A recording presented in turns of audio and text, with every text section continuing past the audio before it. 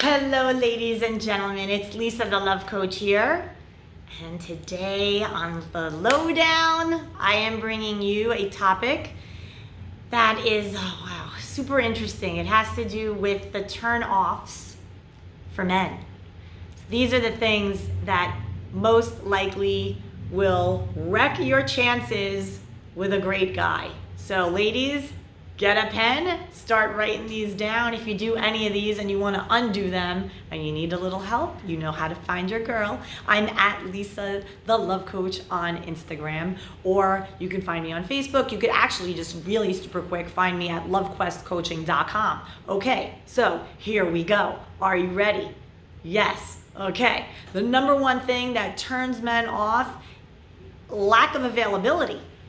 A lack of availability is when a guy asks you out and you have no time that week, no time the next week, and you're like, well, I can kind of pencil you in maybe, I think, on like the 15th of the month. I know that's 2 weeks away, but that's really the only time I'm available. So women often complain that men are not available. Guys, I feel you, dogs, because I know there are women out there who are overly obligated to other things and they really do not have time to date, yet they put themselves out there as if they do want to date when they really do not want to date. They're just saying they want to date because they're waiting for the right one. And when the right one comes, then they'll move mountains and make time for that person.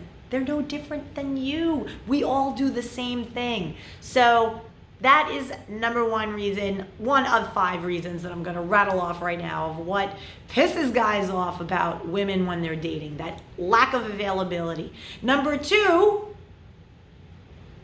lack of enthusiasm.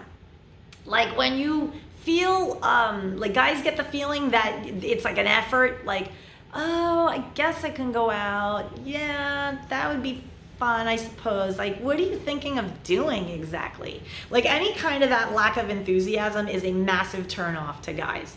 So you want to be like, yeah, dude, let's do it. So fun. Let's totally hang out. It's going to be amazing. And like that upbeat energy, like they love that, right? Guys can't get enough of that. And if you're not into the dude, then just be honest, which leads to number 3, lack of upfront, lack of honesty, lack of just being straight up with a dude. So like a lot of ladies struggle with this because we're taught to be nice, be nice, be nice, be nice, be nice, your whole life, be nice. But it makes it very difficult to articulate rejection. You don't want to be harsh, you don't want to be mean, but you do want to be straight up and honest.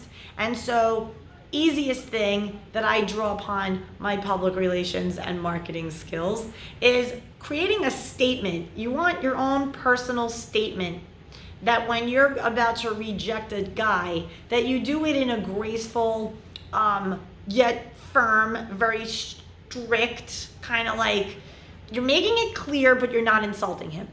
Basically is how I'm breaking it down for you. So get that statement on point. If you have struggles with that, come to me. I can help you with that. I'm a wordsmither. I did public relations before being a love life coach for like 23 years. So there's one thing I know how to do is to effectively communicate the kind of like an exit. Like, you know, we can make it almost like a press conference. No further questions at this time. Thank you. Anyway, we're on number 3. Number 4th thing turns guys off is when you're on a date with them and you're not really into the date, you're more preoccupied, like you're on your phone and you're lining up the next thing that you're gonna do after you leave the date, or you're being interrupted.